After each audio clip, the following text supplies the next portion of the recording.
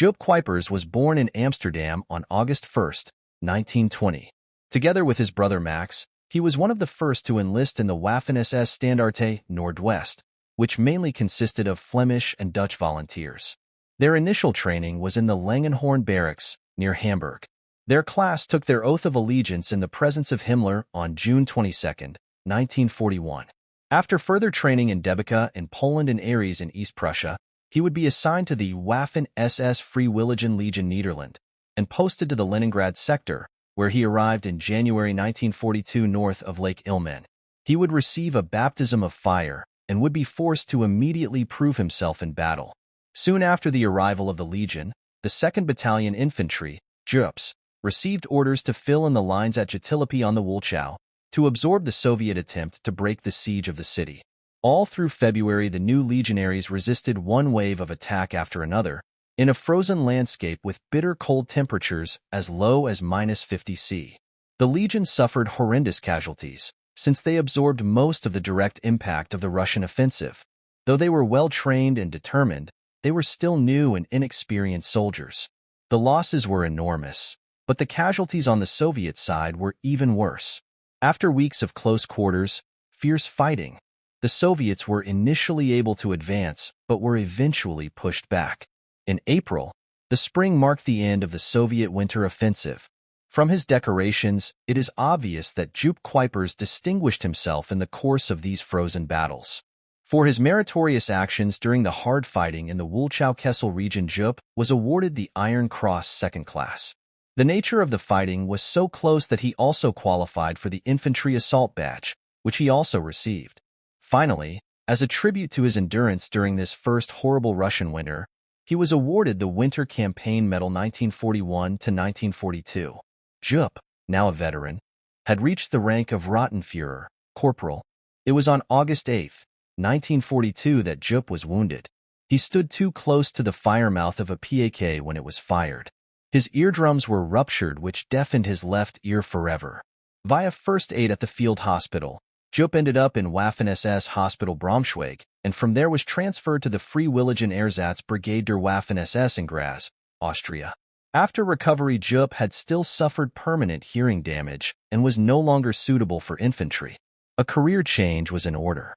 In January 1943, Joop was sent to France and transferred to the newly established 3rd Company, SS Sturmgeschütz Abteilung 10, of SS Panzer Regiment, Frundsberg. It was here that he received his panzer training. During the summer of 1943, the 3 Germanisches SS Panzer Corps was established. Joop was transferred once again from SS Panzer Division Frundsberg and assigned to the SS Panzerjäger Abteilung 54 of the 3 Germ SS Panzer Corps.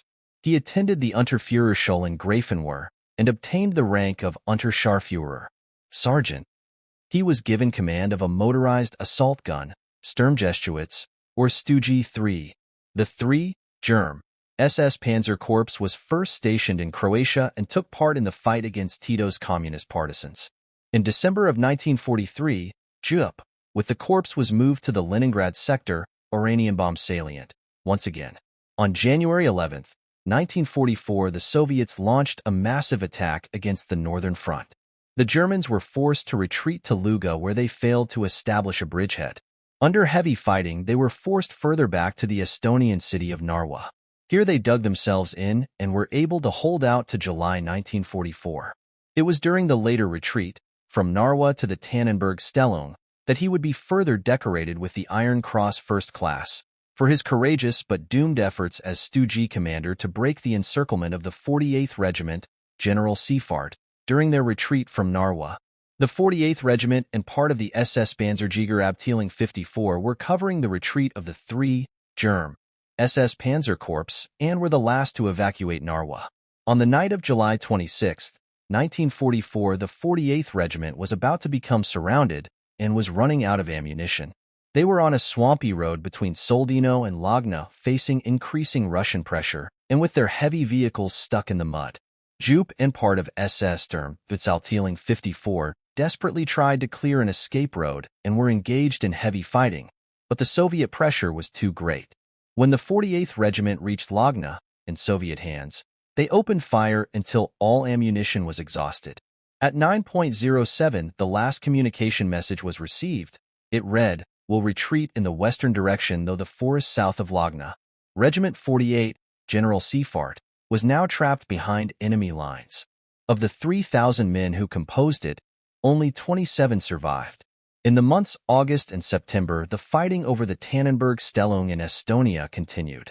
SS Panzerjäger Abteilung 54 desperately needed to be rebuilt. From the originally 30 guns, there were only 4 left. On September 21, 1944, Jupp was evacuated overseas from Brno in Estonia to Königsberg in East Prussia. From Königsberg, he was sent to the Treppenübungsplatz, Neuhammer am Queis in Niederschlesien for the rebuilding of their unit. Here Jupp reached his final rank of Oberscharführer. On February 10, 1945, SS Panzerjäger Abteilung 54, number 23 from there on, arrived with 3 new batteries of 10 Stug each in Pomerania. Jupp, however, was not with them at the time. At the end of January, Jupp was called to Silesia where his brother Max was killed in action. Max was at the time assigned as an instructor to the 3rd Battalion of 20. Panzergrenadier Division der Waffen SS, Estnisch No. 1. The war situation in Silesia did not allow him to connect with his old unit.